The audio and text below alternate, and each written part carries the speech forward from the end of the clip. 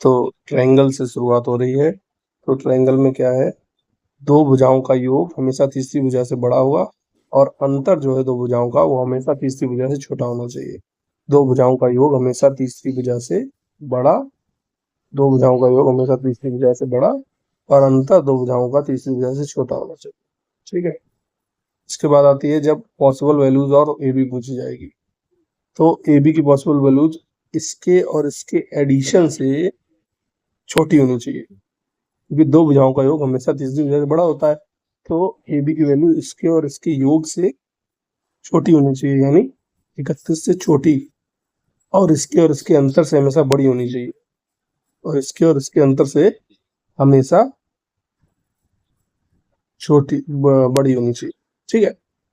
तो दो भुजाओं, क्योंकि दो भुजाओं का योग हमेशा तीसरी भुजा से बड़ा होता है और अंतर से छोटा होता है। कोण के आधार पर त्रिभुज, न्यून कोण त्रिभुज, अधिक कोण त्रिभुज, समकोण त्रिभुज। भुजा के आधार पर त्रिभुजों की बात करें, समबाहु त्रिभुज, समद्विबाहु त्रिभुज और समबाहु त्रिभुज।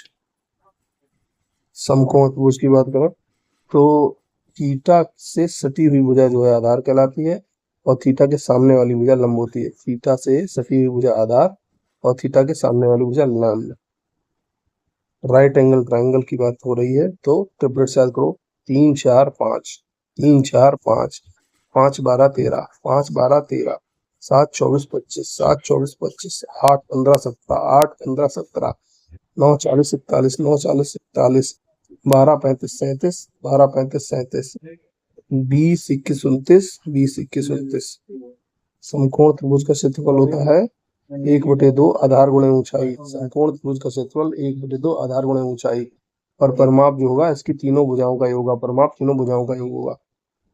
अब आ जाते हैं विषम बाहु त्रिभुज पर। तो विषम बाहु त्रिभुज का क्षेत्रफल होता है under root s minus A, S minus B, S minus C. विषम बाहु त्रिभुज का क्षेत्रफल होता है under root s into S minus A, S minus B, S minus C. S क्या होता है, तीनों भुजाओं का योग बटे 2, अर्ध परिमाप होता है। तो विषम बाहु त्रिभुज का क्षेत्रफल under root s into S minus A, S minus B, S minus C. समबाहु त्रिभुज आ गया। समबाहु त्रिभुज का क्षेत्रफल होता है अंडर रूट 3/4 भुजा स्क्वायर। समबाहु त्रिभुज का क्षेत्रफल होता है अंडर रूट 3/4 ए स्क्वायर, यानी भुजा स्क्वायर। परिमाप होता है 3a। समबाहु त्रिभुज का परिमाप होता है 3a। समबाहु त्रिभुज की ऊंचाई यानी हाइट की होती है रूट 3/2 a। क्षेत्रफल हो गया रूट 3/2 a स्क्वायर, और समबाहु त्रिभुज की हाइट जो होती है रूट 3/2 a होती है।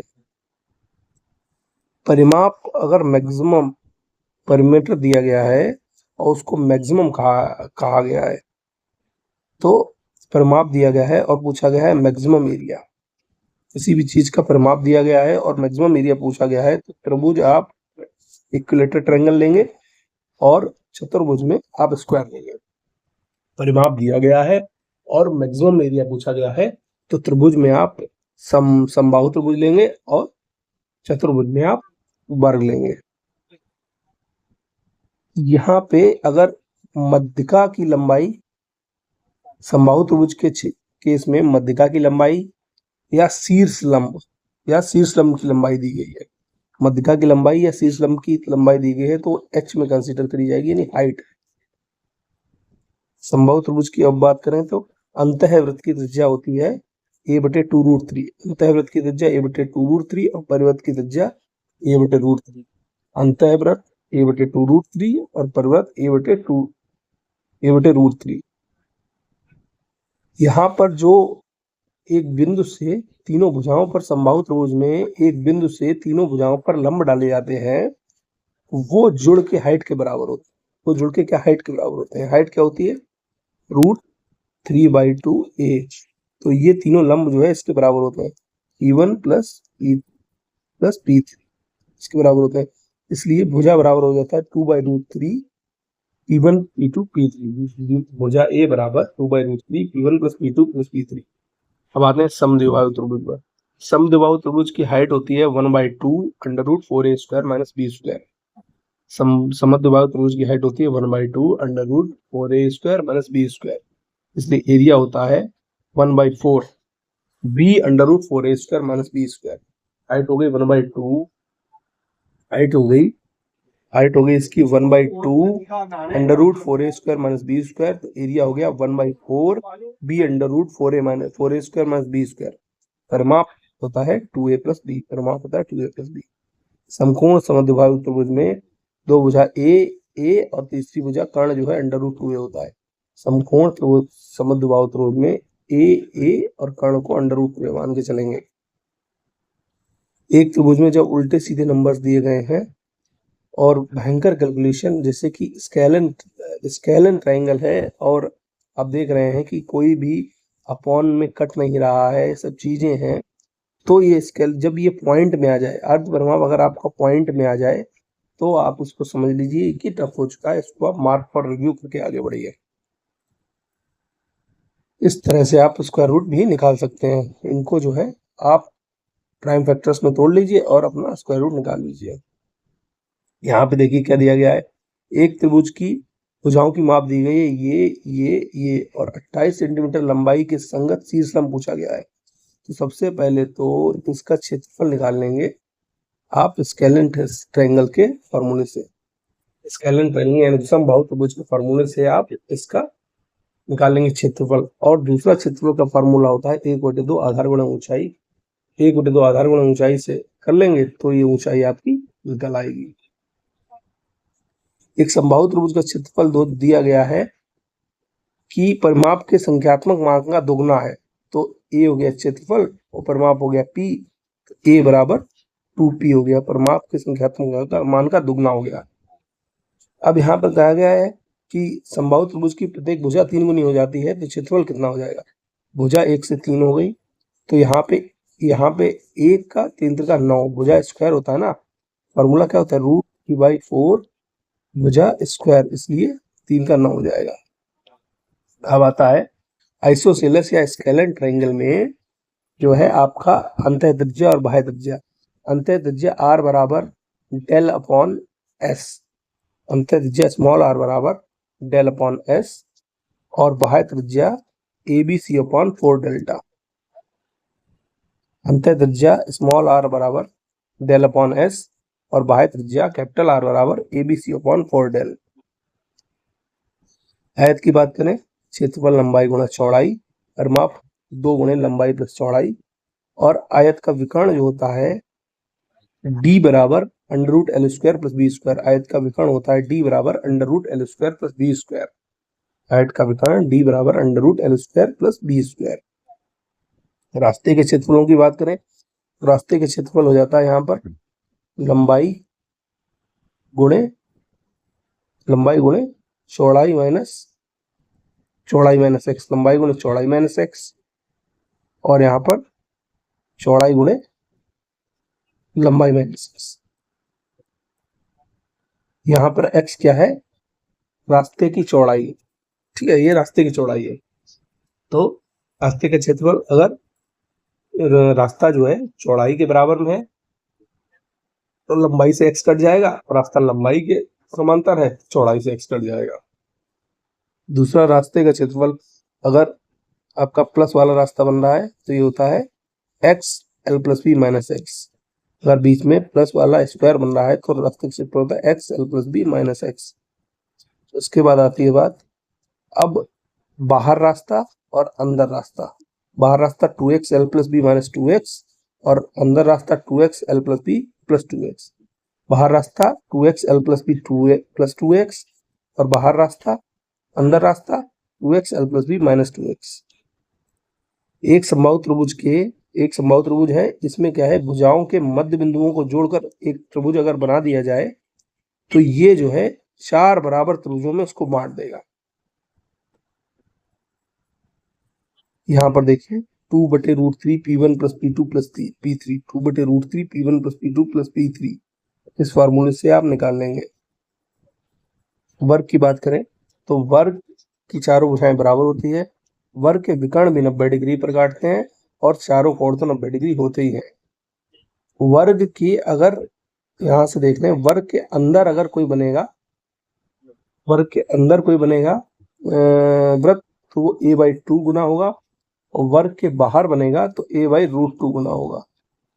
यानी त्रिज्या जो है a/2 गुना अंतःवृत्त की और परिवृत्त की a/√2 बना। वर्ग का क्षेत्रफल भुजा स्क्वायर, वर्ग का परिमाप 4 गुणे भुजा, वर्ग का विकर्ण √2a, √2 गुणे भुजा वर्ग का विकर्ण हो जाता है।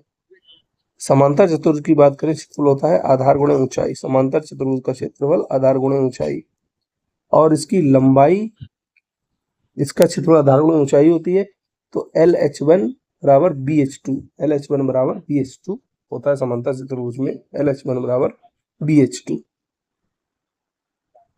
अब आ गई है बात आपकी अगली, समबाहु त्रिभुज का समद्विबाहु, यहाँ पर समद्विबाहु समकोण त्रिभुज का परिमाप जो है 30 है, तो क्षेत्रफल ज्ञात करना है। समद्विबाहु समकोण दिया गया, तुरंत a/√2 मान लो, और इसको ऐसे जोड़ के 30 कर दिया। उसके बाद आपका वो कर लेंगे, उसके बाद 1/2 आधार गुणे ऊंचाई, यानी 1/2 a स्क्वायर, इसका क्षेत्रफल हो जाएगा, और इसको रेशनलाइजेशन करके सॉल्व कर लेंगे।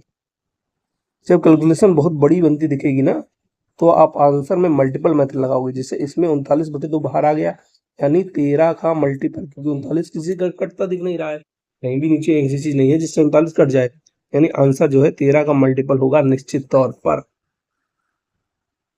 x² - 1, x² - 1 2x और x² + 1, x² - 1 2x और x² + 1 जो है समकोण त्रिभुज की भुजाएं होती हैं।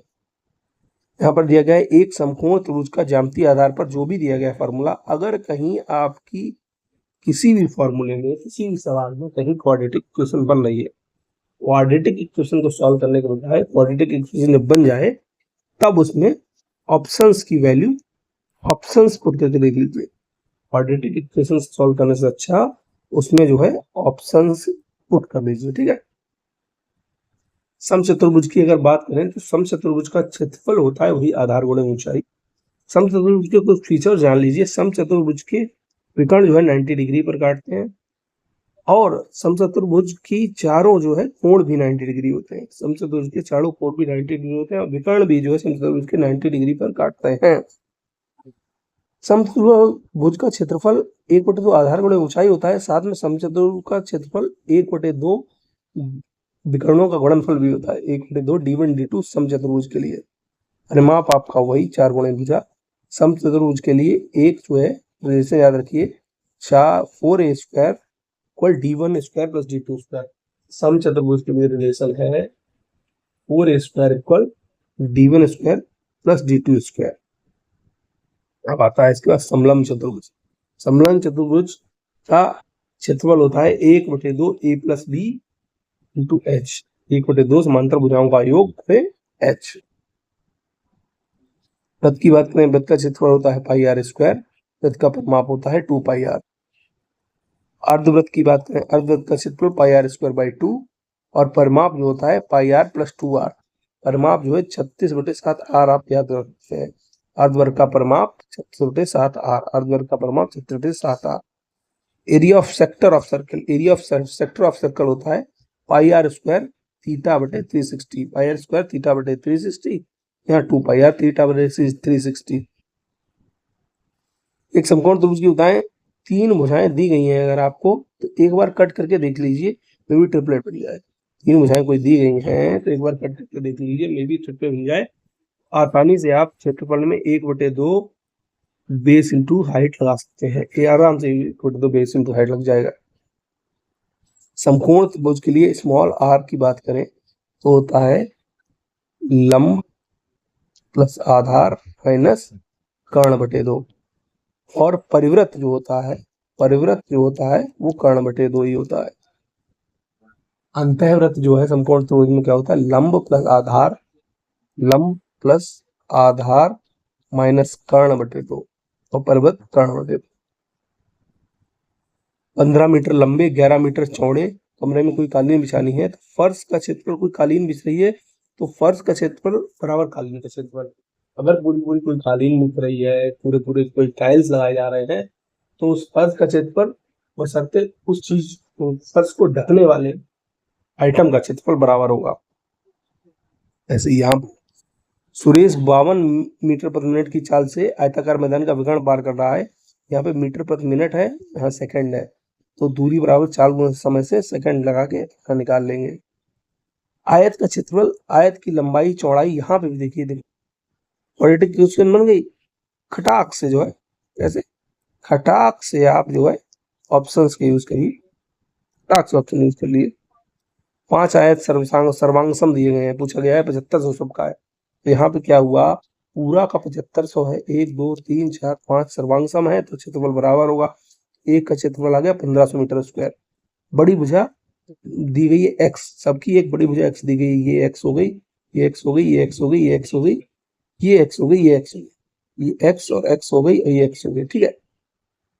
तो अब अगर इसका ले लें, एक ले लें, तो लंबाई इसकी हो गई x, और ये x 2x हो गया पूरा, और ये 3 भागों में बटा है, तो इसकी चौड़ाई हो गई 2x/3। तो लंबाई गुणे चौड़ाई x × 2x/3 बराबर 1500, x की वैल्यू आ गई 15√10। जब भी किसी वस्तु के अंदर छोटी वस्तु, किसी बड़ी वस्तु के अंदर छोटी वस्तु रखने की बात आती है, बड़ी वस्तु का क्षेत्रफल छोटी वस्तु के क्षेत्रफल से भाग कर देंगे तो वस्तुओं की संख्या आ जाएगी। कोई बड़ी वस्तु दी गई, जैसे पर्स दिया गया, पर्स में छोटे छोटे टाइल लगाने हैं, और टाइल की संख्या आपको चाहिए है, तो जो है बड़ा उसका क्षेत्रफल निकाल लेंगे। किसका क्षेत्रफल निकालेंगे, बड़े वाले का क्षेत्रफल जो है, जो बड़े एरिया का क्षेत्रफल होगा वही उससे भाग दे देंगे, बड़े एरिया के क्षेत्रफल में छोटे एरिया से भाग दे देंगे।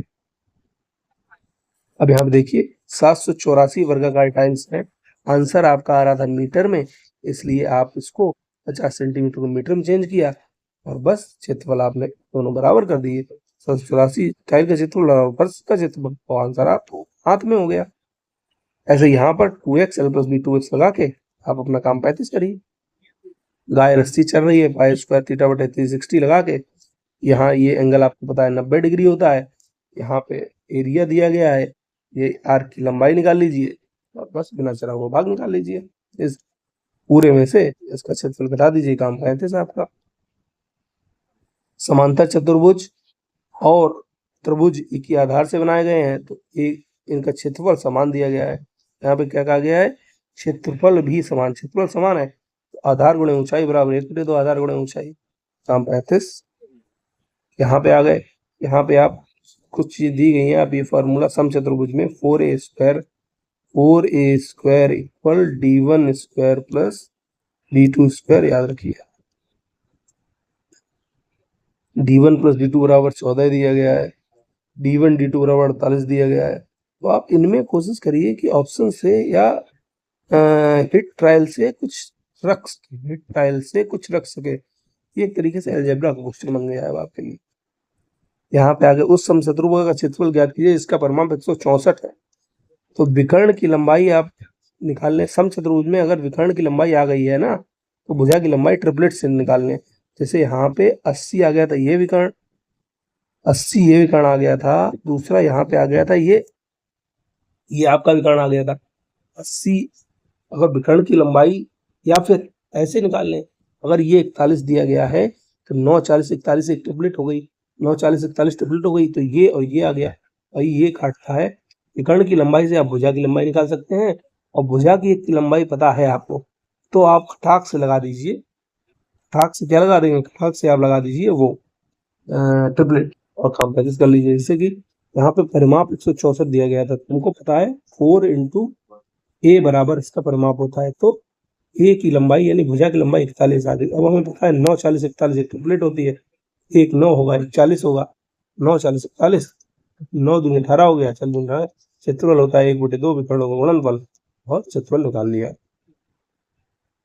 अर्धवृत्तीय क्षेत्र का व्यास दिया गया है, तो इसका 36/7 r होता है परिमाप। अब यहाँ पे आ गए, ये क्या है, चतुर्थांश, चतुर्थांश का अगर परिमाप निकालना है तो चतुर्थांश की परिधि क्या होगी, 2πr/4 + 2r। इसमें जो है कितने भी छोटे छोटे सेक्शन काट लो, 2π 6 कटे हैं, 2πr/6 कर दिया परिमाप, और +2r कर देंगे, 2πr/8 कर दिया, अगर 8 पार्ट कटे हैं, +2r कर देंगे। 2r जो है हमेशा जुड़ेगा ऐसे केसेस में। षटभुज की बात करें, 6 भुजाओं वाली बंधाकृति होती है षटभुज, प्रत्येक एंगल n-2 180/n होता है। षटभुज का एरिया जो होता है 3√3/4 ए स्क्वायर होता है, क्योंकि तीन जो है वो समबाहु त्रिभुजों से बन के मिलता है सब कुछ। पहिए की त्रिज्या बात करें तो पहिए की त्रिज्या नहीं, अगर यहाँ पे क्या होता है, दूरी किसी में निकालनी है, पहिया घूम रहा है, दूरी निकालनी है, तो दूरी होगी n इंटू पहिए की परिधि, n इंटू पहिए की परिधि, n इंटू पहिए की परिधि जो है दूरी। अगर एक समचतुर्भुज दिया गया है, उसके भुजाओं के मध्य बिंदु से मिलकर एक आयत बनता है, समचतुर्भुज की भुजाओं के मध्य बिंदु से मिलकर एक आयत बनता है, तो अगर उसका क्षेत्रफल पूछा जाए तो आप उसका d1 इंटू d2/4 बताएंगे उसका क्षेत्रफल, इसका क्षेत्रफल 4 होगा। ट्रेपेजियम, ये ट्रेपेजियम में अगर आपको मात्र इतना दिया गया होता, ये 5, ये 13, ये 45 और ये 37, तो आप क्या करते? तो इसका क्षेत्रफल निकालना है तो सबसे पहले यहाँ से 2 लंब डालेंगे, ठीक है, 2 लंब डाल दिए। 5 ये आपकी ये होगी इक्वल हो गई 5, ये 5 हो गई, बचा 40, यहाँ 13 हो गया। तो ये 2 ट्रिपलेट आपको पता है 13 किस में आता है, 5 12, 5 12 13 में आता है, तो ये 5 हो जाएगा, ये 12 हो जाएगा।